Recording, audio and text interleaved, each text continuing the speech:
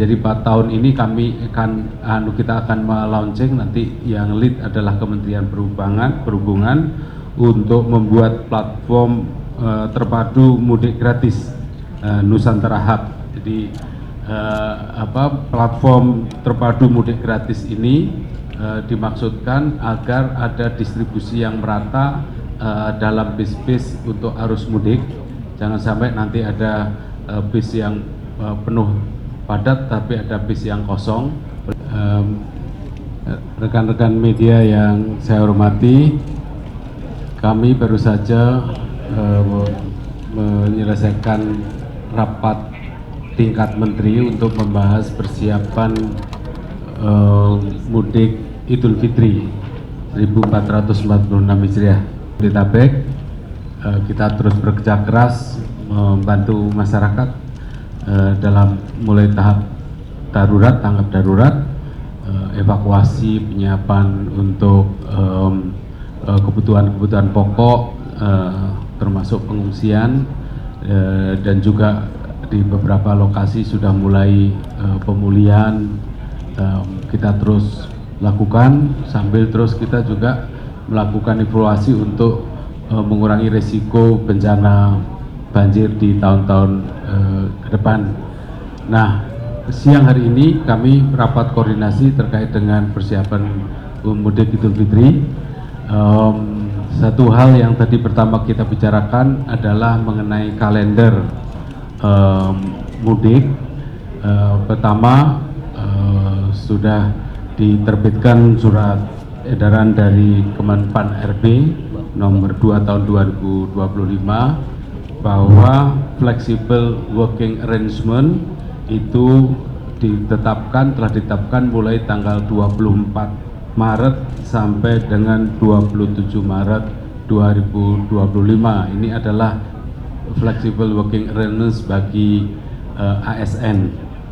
Oleh karena itu kemudian telah dilakukan juga ini revisi terhadap surat edaran bersama antara Mendikdasmen, Menteri Agama dan Menteri Dalam Negeri mengenai jam belajar atau libur sekolah bagi sekolah dan madrasah selama bulan Ramadan yang awalnya mulai tanggal 24 ya. Kita mulai lebih awal yaitu tanggal 21 Maret. Jadi tanggal 21 Maret itu sudah mulai libur sekolah dan madrasah, dan nanti masuk tanggal 9. Jadi liburnya tanggal 21 Maret sampai 8 April, masuk sekolah tanggal 9 April. Hal ini dengan rentang waktu yang lebih lebar kita harapkan untuk mengurangi risiko penumpukan jalur mudik maupun arus balik ya, arus mudik maupun arus balik bisa relatif bisa tidak menumpuk di waktu-waktu tertentu. Tadi kami juga melakukan pengecekan ulang terhadap pertama kesiapan armada laut, darat, udara, termasuk kereta api, termasuk juga mudik gratis. Jadi 4 tahun ini kita akan melaunching, nanti yang lead adalah Kementerian Perhubungan untuk membuat platform terpadu mudik gratis Nusantara Hub. Jadi platform terpadu mudik gratis ini dimaksudkan agar ada distribusi yang merata dalam bis-bis untuk arus mudik. Jangan sampai nanti ada bis yang penuh padat tapi ada bis yang kosong. Oleh karena itu koordinasi konsolidasi data di antara provider yang bisa diakses oleh para pengguna mudik gratis bisa dijembatani dengan menggunakan platform terpadu mudik gratis ini. Selain itu juga kami tadi ngecek infrastruktur, kesiapan infrastruktur jalan, jembatan dan lain-lain, dan juga potensi-potensi bencana seperti longsor, banjir kita sudah siagakan, mulai dari kesiapan alat-alat berat sampai kemudian juga Basarnas, BNPB juga siap siaga di titik-titik itu, merujuk pada prediksi cuaca yang diterbitkan oleh BMKG.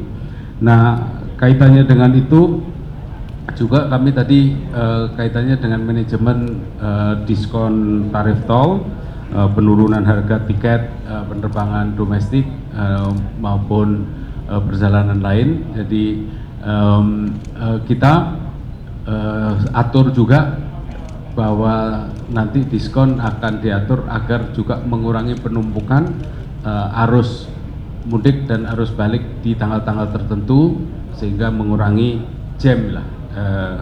Tadi kita bahas juga selain itu ada mengenai stok pangan, stabilitas stok pangan. Tadi Pak Kepala Badan Pangan Nasional sudah menyampaikan bahwa stok cukup berlimpah, inflasi rendah, dan juga tadi dari Kemenkes juga bekerjasama dengan Kementerian Perhubungan juga melakukan pengecekan terhadap kesehatan dari para sopir yang untuk angkutan umum agar bisa diantisipasi tidak ada sopir yang punya risiko tinggi kaitannya dengan keselamatan para penumpang. Selain pemerintah pusat, juga peran pemerintah daerah.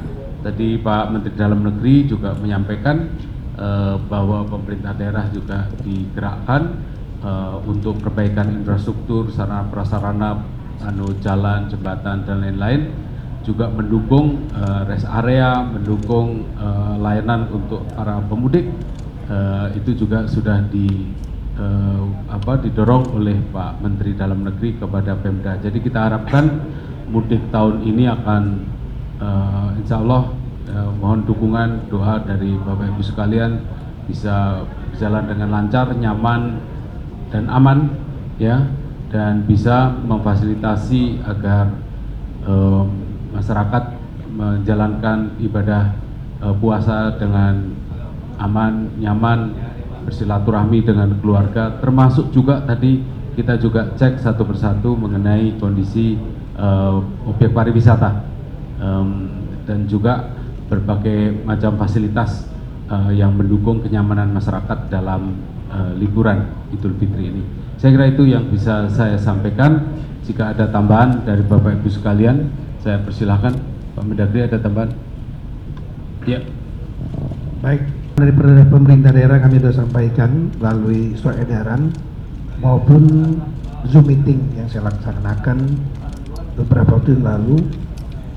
Selain saya minta untuk segera memperbaiki jalan provinsi dan kabupaten yang rusak mungkin, yang berlubang, karena perlu waktu.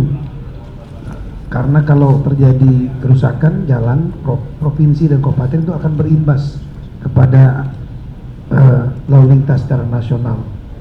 Kemudian juga tadi rest area sudah disampaikan oleh Bapak Menko, dermaga dan pelabuhan.